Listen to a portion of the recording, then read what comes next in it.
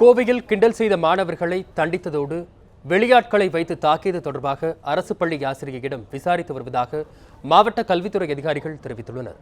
கோவை கல்வீரம்பாளையம் அரசு மேல்நிலைப் பள்ளியில் ஆங்கில ஆசிரியையாக பணிபுரிபவர் சித்ரா.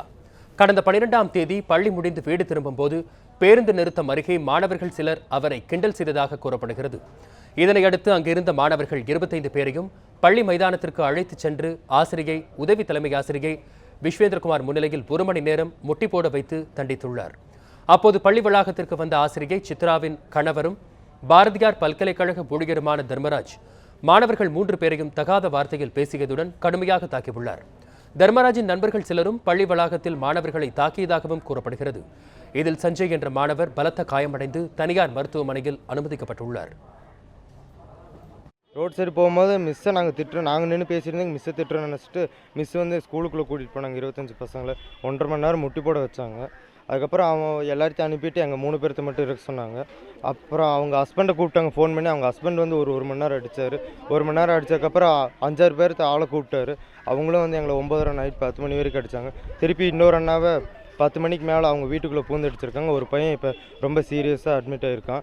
அவனும் ஜிஹெச்சில் போய் சேர்த்துக்கு அங்கே கேஸாக இருந்துட்டு மிஸ் இப்போ கூட்டிகிட்டு போய் இங்கே கவர்மெண்ட் மவுத்தியில் சேர்த்திருக்காங்க ப்ரைவேட் ஹாஸ்பிட்டலில். இப்போ ப்ரைவேட் ஹாஸ்பிட்டலில் எக்ஸ்ரேலாம் எடுத்தாங்க. அதையும் மிஸ் பிடிங்கி வச்சுட்டு அவங்க அம்மா கேஸ் கொடுத்துருக்காங்க. அவங்க அம்மாவும் போய் மிரட்டியிருக்காங்க. மாணவர்கள் நடந்து கொண்டது தவறு என்றாலும் அரசு ஆசிரியர் ஒருவர் மாணவர்களை ரவுடித்தனமாக வெளியாட்களை பள்ளி வளாகத்திற்குள் தாக்கியது தவறானது என இந்திய மாணவர் சங்கத்தின் கண்டனம் தெரிவித்துள்ளனர். ஸ்கூல் ஸ்டூடெண்ட்ஸ் டீச்சரை கமெண்ட் பண்ணுறாங்க அப்படின்றது தவறு தான். பசங்கள் தெரியாமல் பண்ணுறாங்க. அதை பொறுப்பாக திருத்த வேண்டிய கடமை ஒரு ஆசிரியருக்கு இருக்குது. ஆனால் ஆசிரியரே இங்கே ஒரு ரவுடிசம் மாதிரி பிஹேவ் பண்ணியிருக்காங்க அப்படின்றது ரொம்ப வேடிக்கையான ஒரு விஷயமா இருக்குது.